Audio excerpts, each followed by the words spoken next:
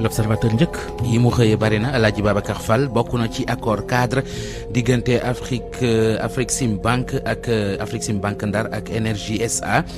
ci naka yéenekaay bi mi ngi ñu koy leeralal di l'empreinte gaz ci lu toll ci 282 milliards L'Observateur ñëw na ak ñu ne ci programme prioritaire d'investissement ngir diwaanu Sédhiou nee na ca Sédhiou Macky Sall 18 la laal maanaam 18 points la génne fas ci yéene dugal 400 milliards ngir kon ñu doxal ko L'Observateur dox dem seeti waykat bu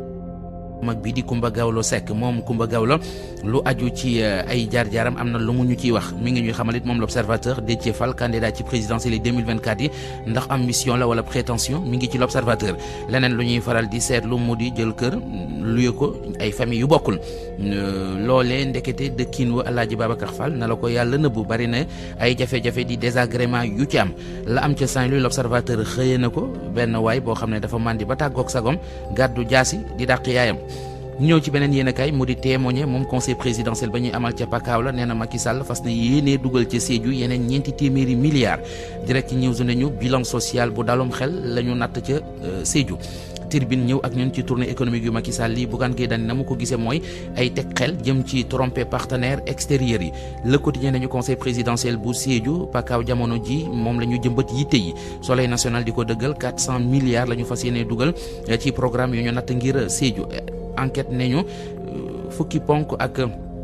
juróom ñett di 18 commandement noonu la ko tuddee ngir suqali Sédhiou Libération xëy ak ñoom ci opération coup de poing bu service commerce def loolee kon ngir njëg yi nga xamante ne ji dañu ko yokk ci marché bi ñu daal di koy dakkal la Sénégal xëy dellu Sédhiou xëy nañu xamal ne Macky Sall annoncé na 400 milliards yu ñu war a def ci Sédhiou diggante 2023 2025 Rewmi Quotidien xëy nañu xamal it ne milliards yu bari yi Macky Sall di dugal ci sud bu Sénégal daanaka booy seet li mu bëgg a def mooy bastion naturel bu Ousmane Sonko la Macky bëgg a teg loxo l'info ne ñu troisième mandat bu président Macky Sall ak tension politique bi ci réew mi ambassadeur bu Amérique fii ci Sénégal joxe na ca xalaatam conseil de discipline bi ajoon Maître El Hadji Diouf ajji nañu ko loolee lisé ko moo ko bind bés bi le jour xëy ñu xamal ne ñi fare ci gauche bi muy AFP parti socialiste PIT LD AJ li tax ba léegi kenn déggu leen ci troisième mandat yëf yi kon seen noppi gi tey na xelu ñu bari yéenekaay bii nga xam ne moo di Source A yi mu xëyee bari na bokk na ci analyste politique yuy gëstu ñi ngi wax lan mooy chance Idrissa Seck ci présidentielle yi 2024 yi ñu ñëw ci la mandat nee nañu thérapie maanaam paj mu toll ci 400 milliards dañu fas yéene faj diwaanu Sédhiou waxtaane wàllu tàggat yaram ak yéenekaay bii di record FIFA de best mu ne kii nga xamante ne ji mooy entraîneur Aliou Cissé ana lan moo tax ba muy wooteelul Sadio Mané maanaam choisir ko yéenekaay bi mi ngi ñu koy leeralal stade li mu xëyee tey Idrissa Gana Gueye Ismaïla Sarr Nampalys Pape Matar Sarr Crépin Habib ak